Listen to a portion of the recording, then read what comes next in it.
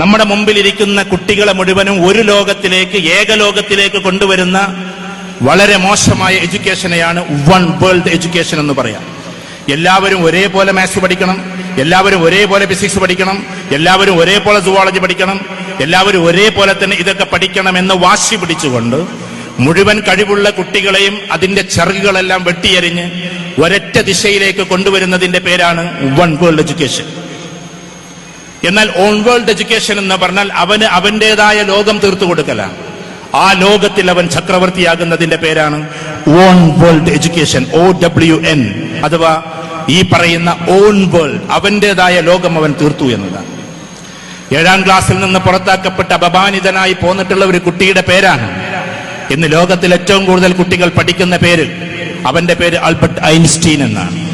കാരണം അറിവിനേക്കാൾ കഴിവുകൾക്ക് പ്രാധാന്യം കൊടുക്കുകയായിരുന്നു. തന്റെ സ്വയം ലോകം തീർക്കുകയായിരുന്നു. സ്വയം ലോകം തീർത്തതുകൊണ്ടാണ് ആരും കണ്ടെത്താത്ത കണ്ടെത്തൽ കണ്ടെത്തിയത്. അല്ലെങ്കിൽ ആരോ കണ്ടെത്തിയതിന് ഐൻസ്റ്റീൻ പഠിക്കേണ്ടി വരുമായിരുന്നു. ഞാൻ പറയുന്നത് മനസ്സിലാകുന്നുണ്ടല്ലോ. അതിനു മുമ്പ് പലരും കണ്ടെത്തിയതിനെ ബൈഹാട്ടാക്കിയിട്ട് ഐൻസ്റ്റീൻ പഠിക്കണമായിരുന്നു. തന്റേതായ ലോകം തീർത്തതുകൊണ്ടാണ് സത്യത്തിൽ എന്താകുന്നത്, അവനവന്റെ ലോകത്തിൽ ചക്രവർത്തിയാകുന്നത്. ഞാൻ പറഞ്ഞു വരുന്നത്, എക്സാമിനേഷനിൽ പാസ്സാകുന്നവന്റെ പേരല്ല വിദ്യാർത്ഥി, ഒരുപാട് ചോദ്യങ്ങൾക്ക് ഉത്തരം കൊടുക്കുന്നവന്റെ പേരല്ല വിദ്യാർത്ഥി, 1000 ചോദ്യങ്ങളുടെ ഉത്തരങ്ങൾ നമ്മുടെ തലയിലേക്ക് കയറ്റിവിടുന്നതിന്റെ പേരല്ല വിദ്യാഭ്യാസം. ആൾക്കൂട്ടത്തിൽ നിന്ന് അനീതിക്കെതിരെ ഒരു ചോദ്യമെങ്കിലും ചോദിക്കുന്നവന്റെ പേരാണ് വിദ്യാർത്ഥി എന്ന്. അതാണ് നമ്മളെ കുട്ടികളെ പഠിപ്പിക്കേണ്ടത്. ഫ്രണ്ട് ബെഞ്ചിലിരിക്കുന്ന 3-4 കുട്ടികൾ എന്നും പഠിക്കുന്നവരാ. എന്തുകൊണ്ട്? എല്ലാ ടീച്ചേഴ്സ് വന്നിട്ടും അവരെ ഇൻസ്പയർ ചെയ്യും. ഉഷാറായിട്ടുണ്ട്, നന്നായിട്ടുണ്ട്, ഇങ്ങനെ തമ്പിംപ്രശം കൊടുക്കും. ഏത് ക്ലാസ് നിങ്ങൾ എടുത്തോ, ഫസ്റ്റ് ബെഞ്ചിലിരിക്കുന്ന കുട്ടികൾ അത്യാവശ്യം പഠിക്കുന്നവരായിരിക്കും. അവർ കൊമ്പത്തുനിന്ന് വന്നവരല്ല. എല്ലാ അധ്യാപകരും പോയിട്ട് തമ്പ് കൊടുക്കുന്നത് അവരോടാണ്. പഠിച്ചോ മക്കളെ, എഴുതിയോ മക്കളെ, സ്വകാര്യതയിൽ ഒരു സംസാരമാണ്. ഈ ടീച്ചേഴ്സ് ഒന്ന് പിന്നാമ്പുറത്ത് പോയിട്ട് അവരുടെ ബെഞ്ച് കൂടി ഒന്ന് എത്തി നോക്കിയിരുന്നുവെങ്കിൽ ഒരു പക്ഷെ ഇവരെക്കാൾ കൂടുതൽ ആ ബാക്കിൽ ബെഞ്ചിലിരുന്നവൻ പഠിക്കുമായിരുന്നേനെ. പക്ഷെ ഇൻഡിവിജ്വൽ അറ്റൻഷൻ അവർക്ക് കൊടുത്തില്ല.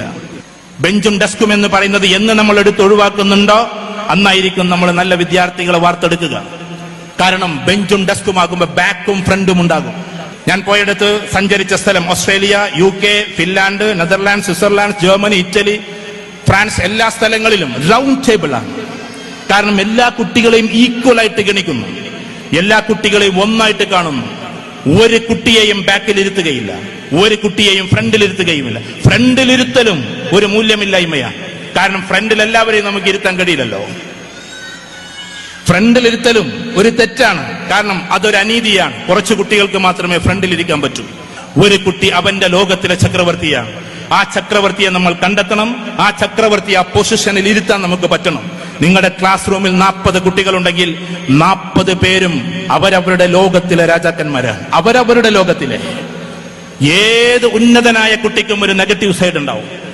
ആര് പറഞ്ഞു കുട്ടി നന്നായിട്ട് പഠിക്കും? നന്നായിട്ട് പഠിക്കുക എന്നത് അല്ലല്ലോ വിദ്യാഭ്യാസം.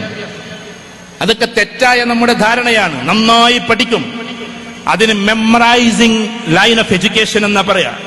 കുട്ടിയെല്ലാം ബൈഹാർട്ടാക്കിയിരിക്കുന്നു എന്നാണ്. മെമ്മറൈസിങ് മോഡലാണ്.